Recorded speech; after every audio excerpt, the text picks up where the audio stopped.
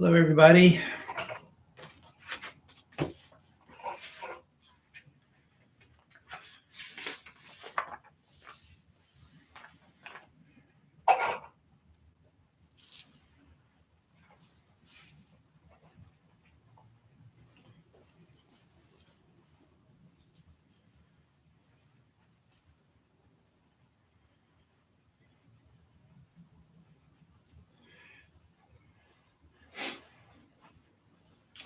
We will, as usual, to begin with the verse of the Kesa.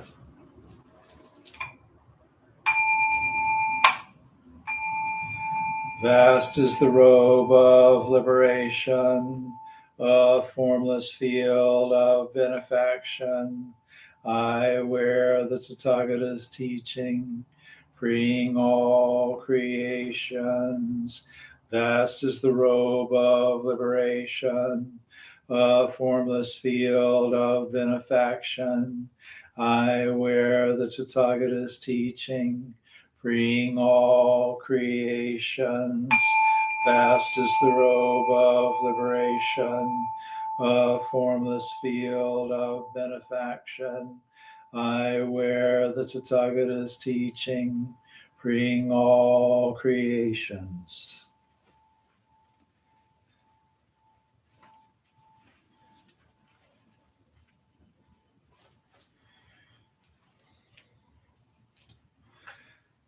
Gata of Atonement.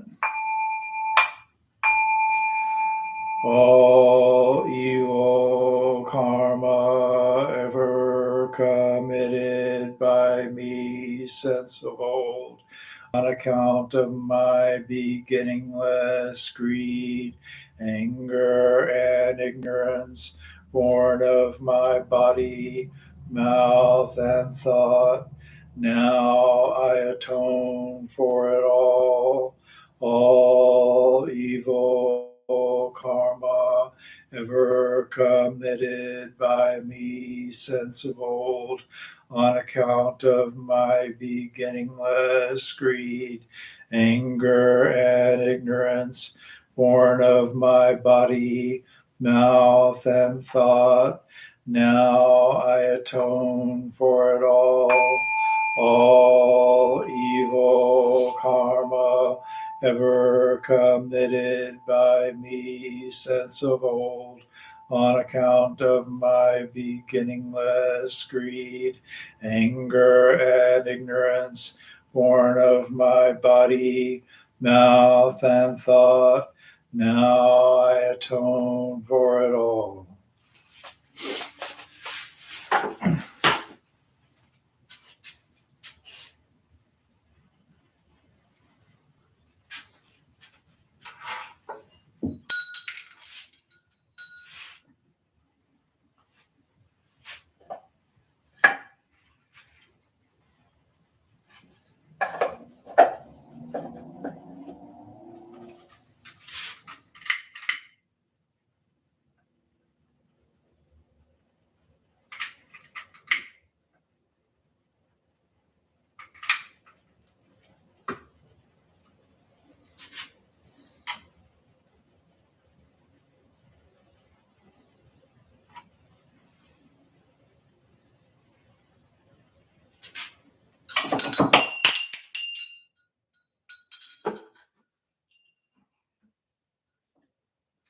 Three bows.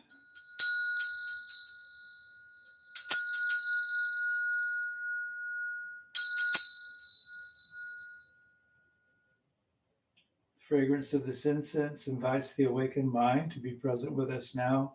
Fragrance of this incense fills our room, protects and guards our minds from wrong thinking. Fragrance of this incense unites us with precepts, concentration, and insight. We offer it for all beings.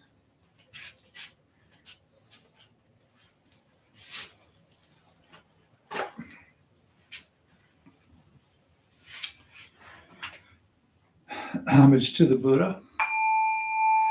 Namo tassa bhagavato arahato samma sambuddhassa. Namo tassa bhagavato arahato samma sambuddhassa. Namo tassa bhagavato arahato samma sambuddhassa. I go to the Buddha for guidance. I shall become one with the Buddha. I resolve that I shall each day follow the way of life. I lay down for us to walk and awaken to his supreme wisdom. I go to the Dharma for guidance. I shall become one with the Dharma. The gates of Dharma are manifold. I vow to enter them all. The goal of wisdom is ever beyond. I shall attain it. I go to the Sangha for guidance. I shall become one with the Sangha. In the spirit of universal fellowship and as a member of the Sangha, I pledge myself to strive for the enlightenment of all beings. The Metta Sutta. This is what should be done by one who is skilled in goodness and who knows the path of peace. Let them be able and upright, straightforward and gentle in speech, humble and not conceited, contented and easily satisfied, unburdened with duties and frugal in their ways, peaceful and calm and wise and skillful, not proud and demanding in nature. Let them not do the slightest thing that the wise would later reprove. Wishing in gladness and safety, may all beings be at ease.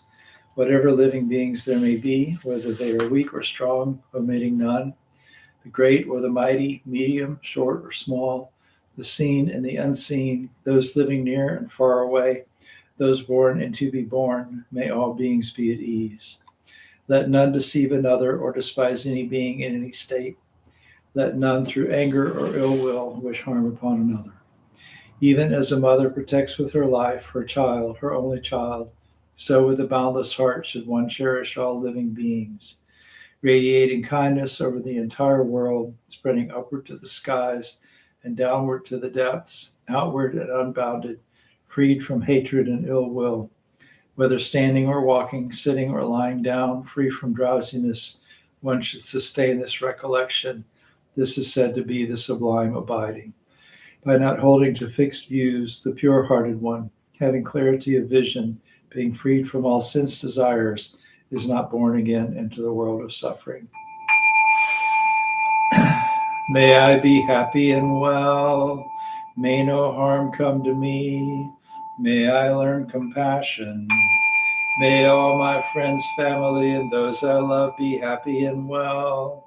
May no harm come to them. May they learn compassion. May all those troubled in body, mind, and spirit be happy and well. May no harm come to them.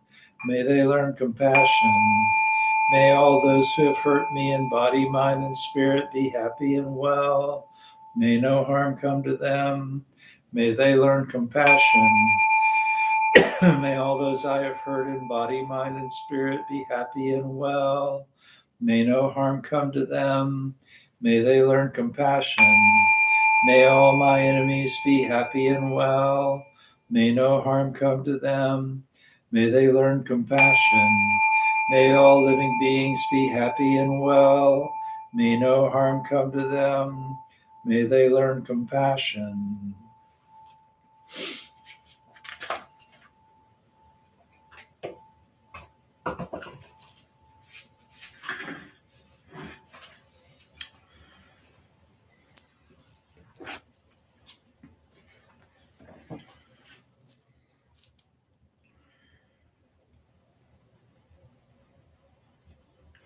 Do a 20-minute guided meditation tonight.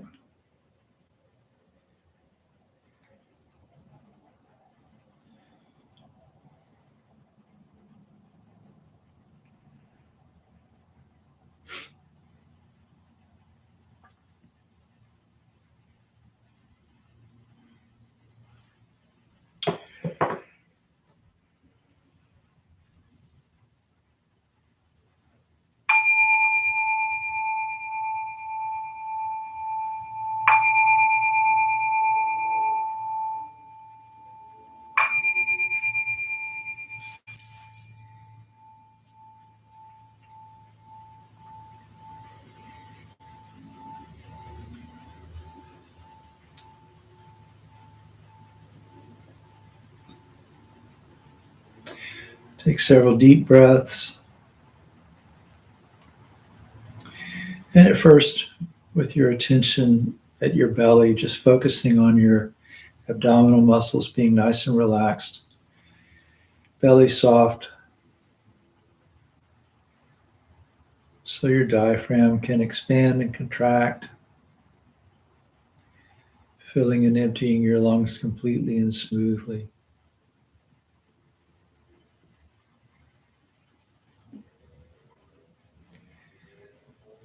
Body and mind settling down together.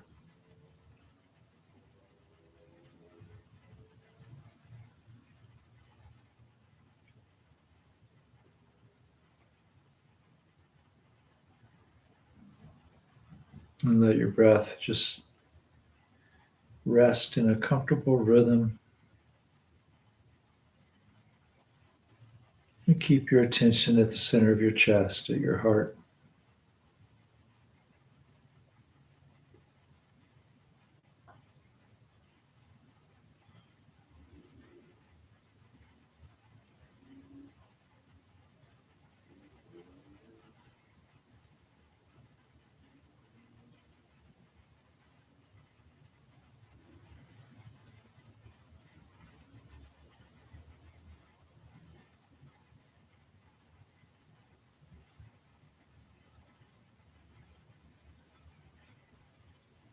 And begin to let this thought ride on your breath, just emerging from your heart as you exhale. May I be happy and well.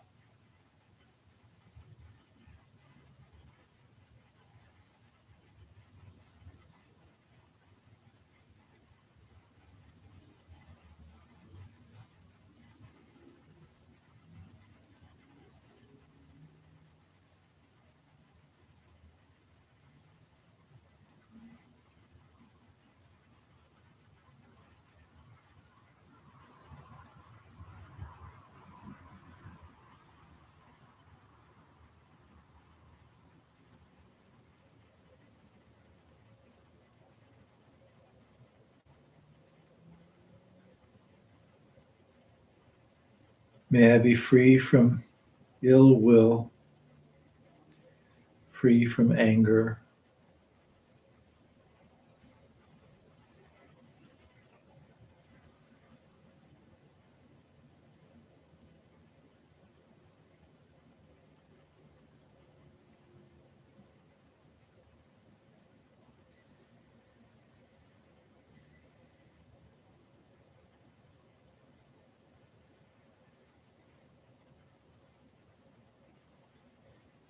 may I be free from stress and affliction.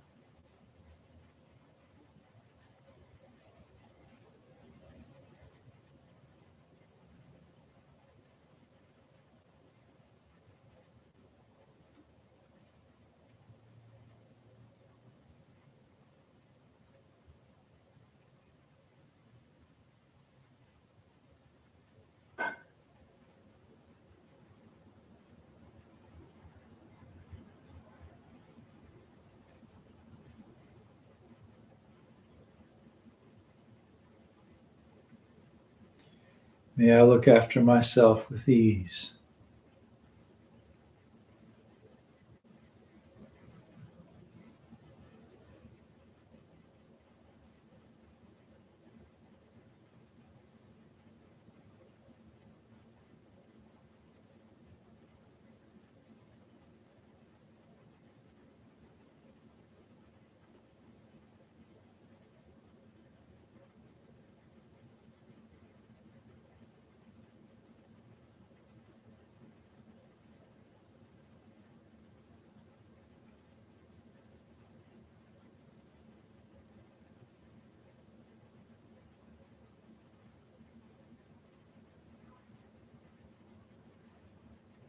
And call to mind a loved one.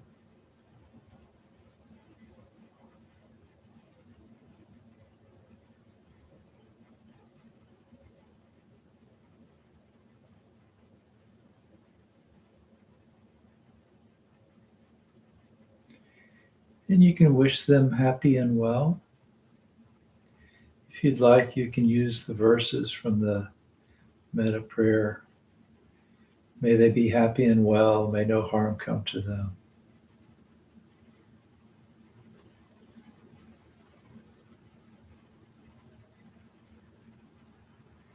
And if you like, you can imagine that thought radiating out to touch them. Or imagine they're here with you in the room. Or think of their name, visualize them. Just send the wish for them to be happy.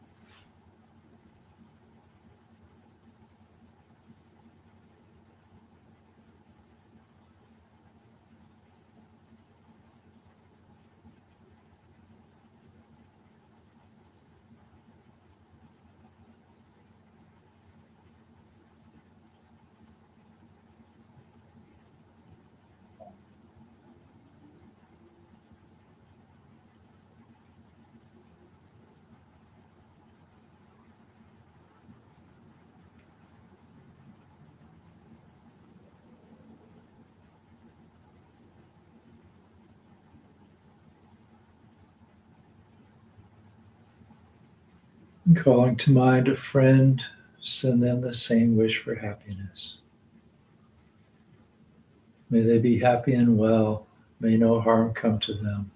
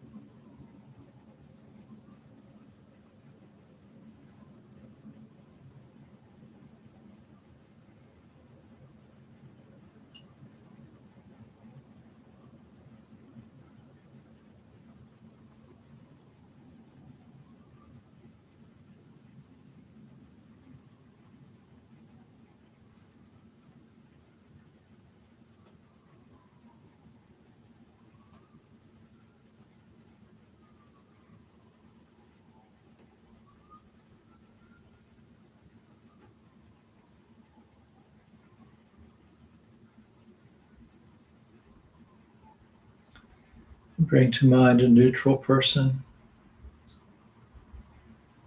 Might be someone you don't know very well, or someone that you just don't really have feelings for one way or the other.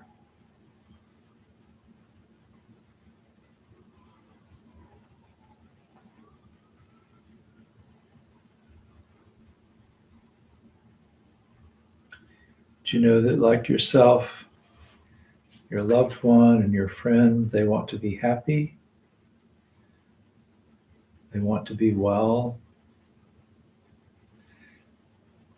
they suffer from animosity, anger, stress, all those things that you do. And so just wish them freedom. May they be happy and well. May they be free from harm.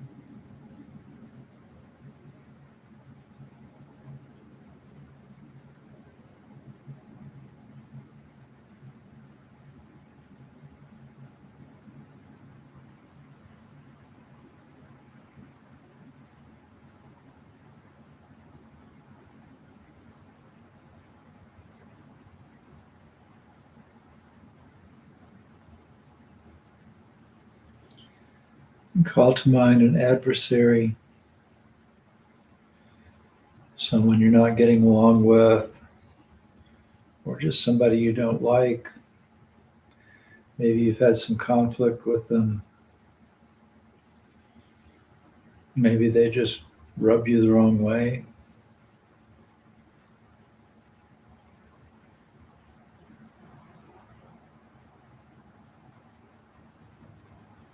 And bring them to mind and begin to wish them well. And keeping in mind that whatever difficulties you're experiencing with them, that's just another form of suffering. If they're difficult, it's because they're trying to be happy and free from harm and not doing it skillfully.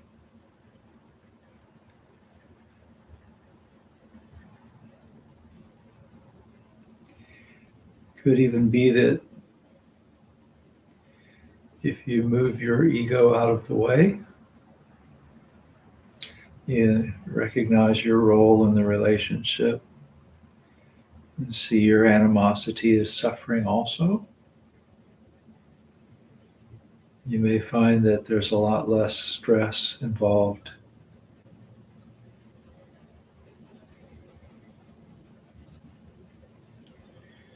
Sometimes having goodwill for others involves seeing ourselves clearly. May they be happy. May no harm come to them. May they know compassion.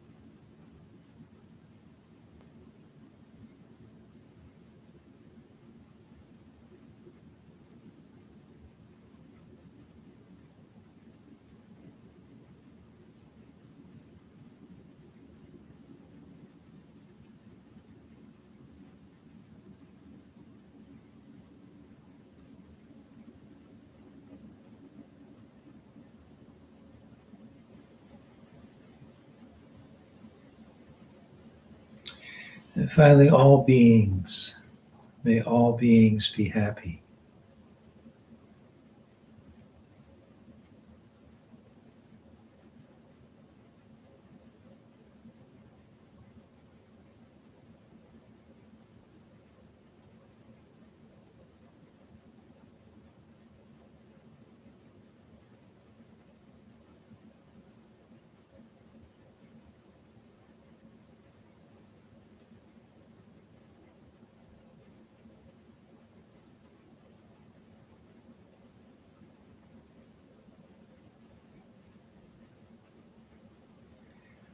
May all beings be free from animosity.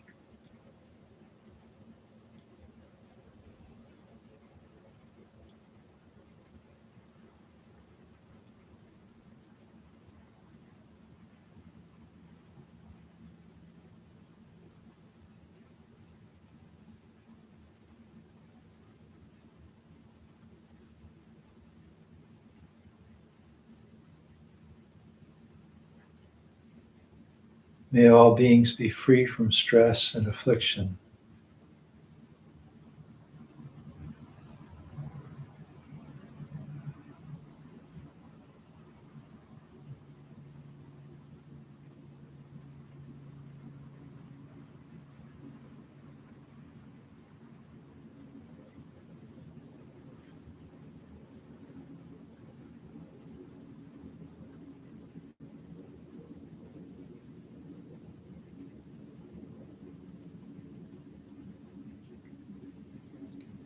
May all beings look after themselves with ease.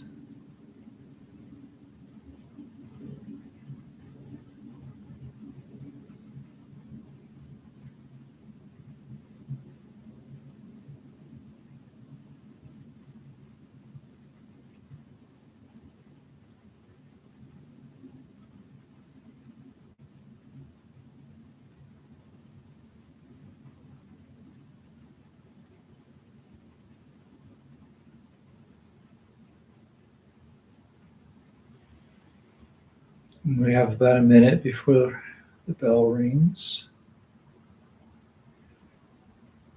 So spend that minute sending goodwill in all directions. North, south, east, west, above, below.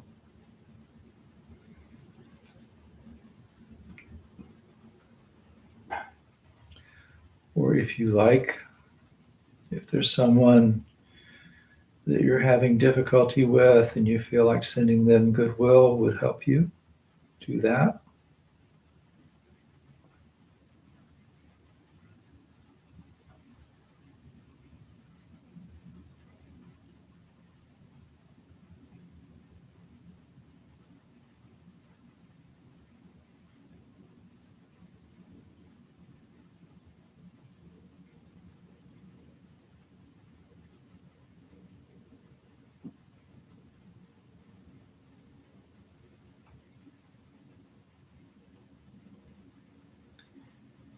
Before the bell rings, take a few deep breaths. Stop the sending out. You have this wellspring of goodwill always available to you when you need it.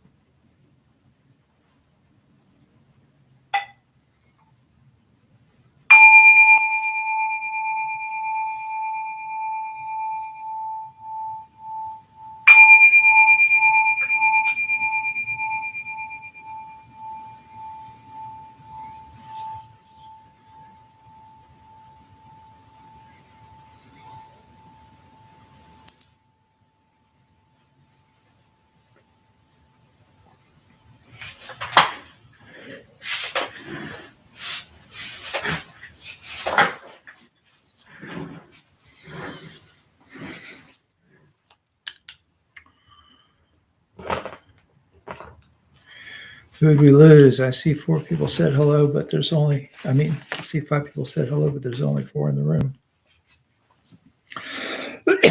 Well, maybe they'll be back.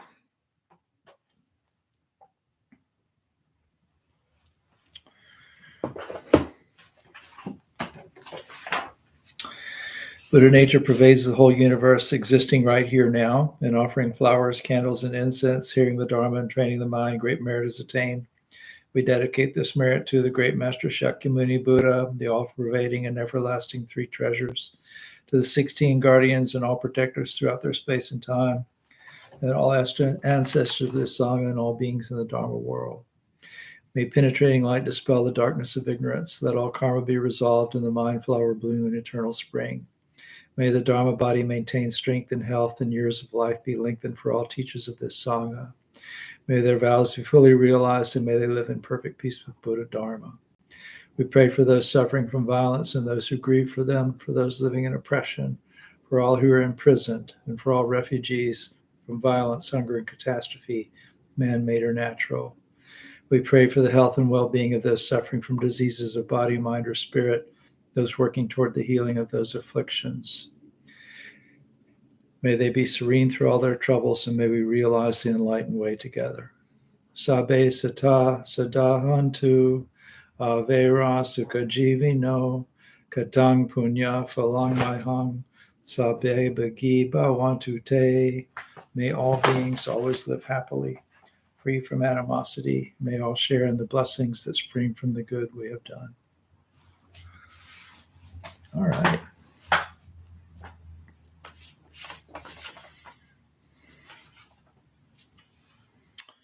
So,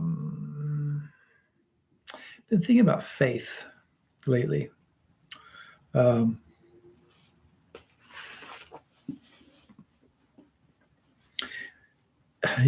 know, a lot of people, a lot of people don't talk about faith in a Buddhist context, but it's an important thing. It's an important aspect of our practice. Of my dharma names, they all have something to do with faith. In fact, the most recent one, the one I got from Ginjo Sensei, is Doshin, which is faith in the way. And the one I got from Koyo is Sekio, which is Seki is stone. And there's an element of faith in that. It's sort of, we think in terms of virya, diligent effort. You can have diligent effort because you believe in what you're doing, because you have faith in what you're doing, make a commitment to it. And so it's basically the same name, just different. The Dharma name that I got from Venerable Kai Tien means Dharma fragrance. So what does the fragrance come from? It comes from having faith in the three jewels, and that spreading the way fragrance of incense spreads our faith as we live our faith, then the benefits of the Dharma become available for everyone. So, and my first Dharma name in Pali kind of means self-practicing is sort of the way it translates. And I asked the abbot, what does it mean? And he said, you're already ordained in your heart. You have faith. So, it is a lot easier to keep going, if we have faith in what we're doing. So, part of what got me thinking about this is I ordered this book. It's used. It was beat to hell. It only cost a few dollars, but it's kind of an important book in the religious studies world, And it's by a guy named James W. Fowler. I don't know where I got the William from.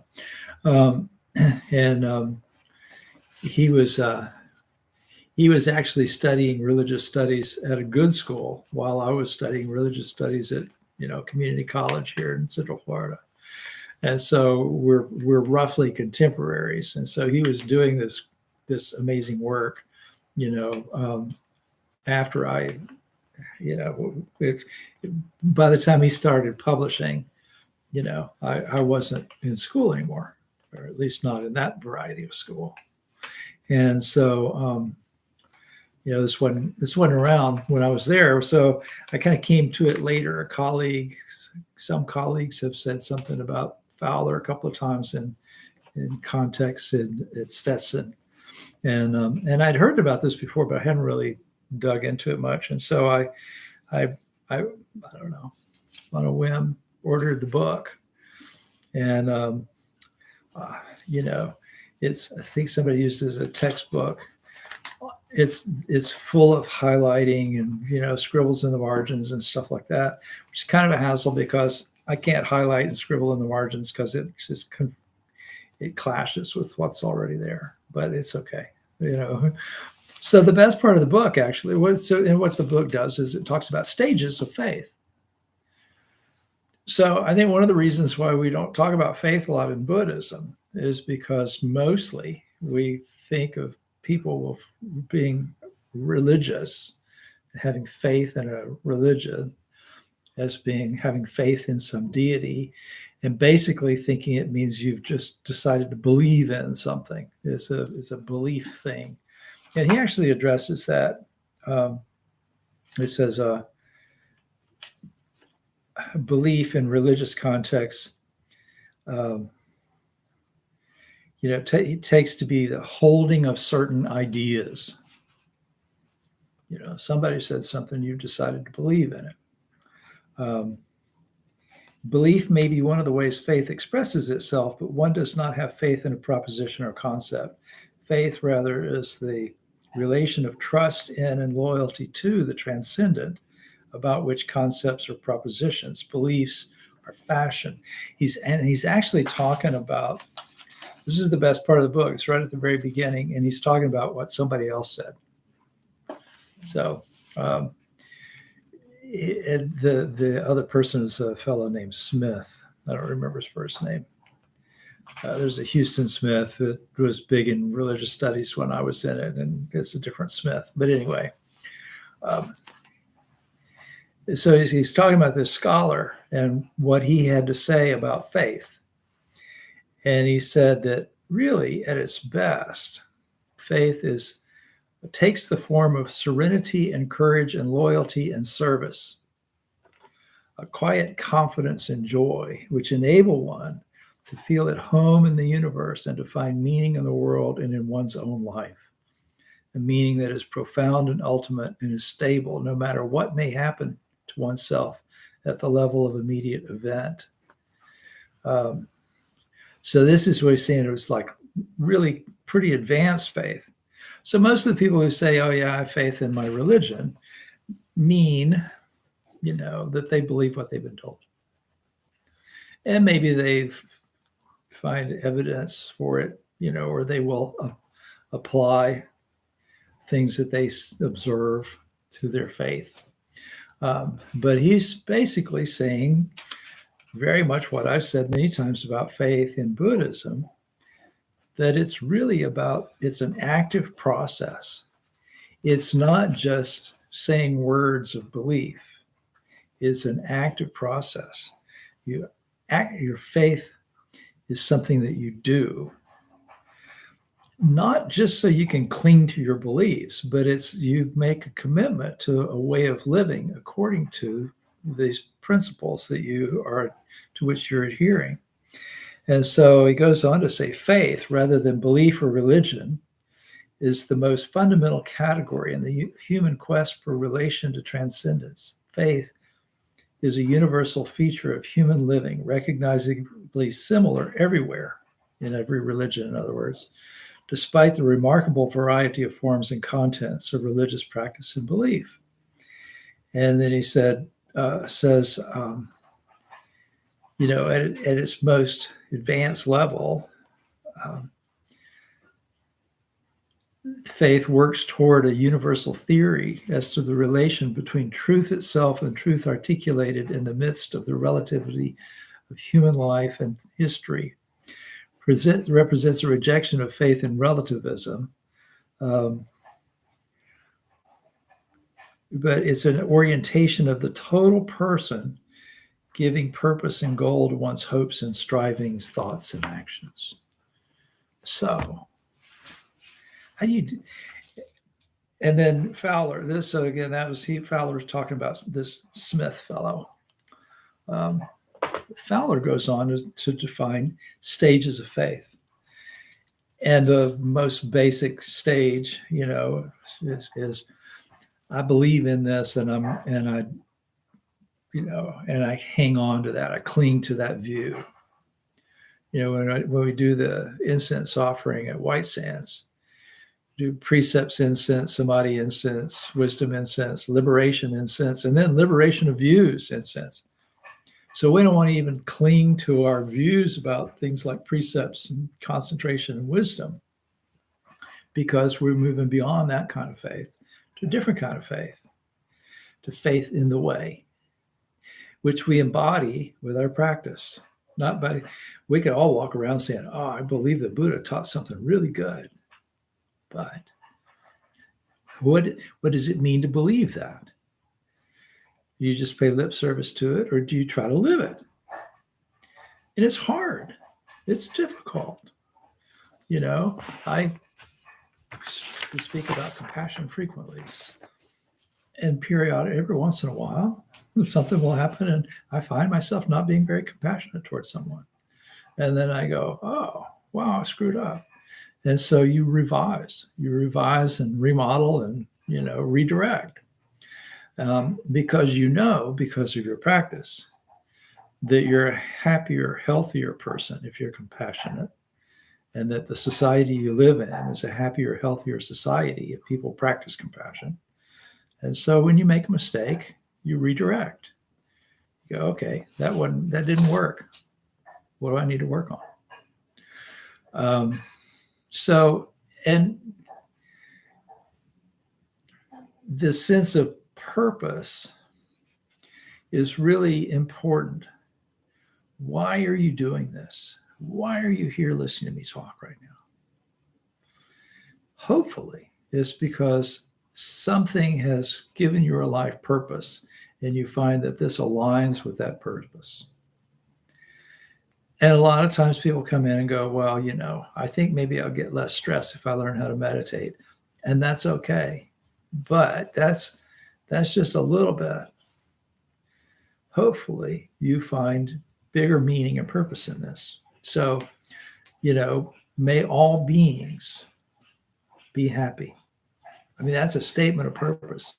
That's why I'm doing this. I want all beings to be happy, not just me, not just the ones I like, all beings. And so there's another statement that Fowler makes at some other point in the book. He talks about how religious practice should make you feel pushed.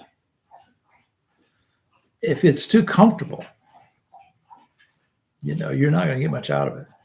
It should push you out of your comfort zone. It should help you notice sometimes that, that you're not living up to the standard that you set for yourself. It should make you try harder. But at the same time, your faith can be a real source of comfort. And so one of the reasons why you have religious communities is because then we have people to go to, a place to go, whether it's a virtual place or a brick and mortar place that, takes place somewhere on Wednesday nights. And then otherwise it's just sort of a place in the mind, but there's a place to go that leads you to some sense of stability and comfort. So I'm going to read you a poem. So this is actually by Koyo Kabose. And I've been thinking about Reverend Kabose lately because I'm going to be seeing him fairly soon, just a few weeks now. I'm going to be traveling to California for a few days. And part of my purpose in going is to get to see Reverend Kabose. And after he gave me my Dharma name, the Stone Son, Sekio, that Dharma name, he gave me a copy of this poem. It was a little bit longer then. He's revised it a little bit now. He's kind of condensed some things, but it's really good. And I try to come back to it and read it periodically, partly because, I feel the sentimental warmth when I think about it in relation to him, but also the message of it is really good. So it's not real long. I'm going to read it to you. Many things are happening in my life right now. Underlying it all, the Dharma is my rock. Beyond good and bad, beyond joy and sorrow, the Dharma is whispering everything is okay, even when things are not going okay. Eyes full of tears, heart heavy with pain, stone therapy helps me see the suchness of all things. Dharma rocks, no matter where placed, dropped, or thrown, are hugged by the earth with respect and gratitude. Yes, I will struggle. Yes, things may not turn out exactly the way I would like. Yet I will keep going forward with a smile because I know the Dharma is my rock. There's a real kind of sort of key passage there. Stone therapy helps me see the suchness of all things. So, suchness, what does that mean? The big word, suchness, means things as they are. It's things free of all of our judgments of them and all of our shoulds, oughts, and musts about them and all of that kind of stuff. That's one way of looking at that. Seeing things directly without the filter of preferences and, goods and bads and neutrals and all of those kinds of things. They simply are. That's suchness.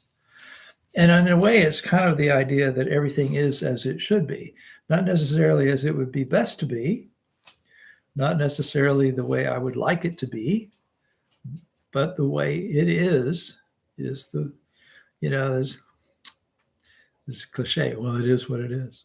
Well, that's real obvious, right? But if you go a little deeper, if you look at what really is there, what arises due to causes and conditions.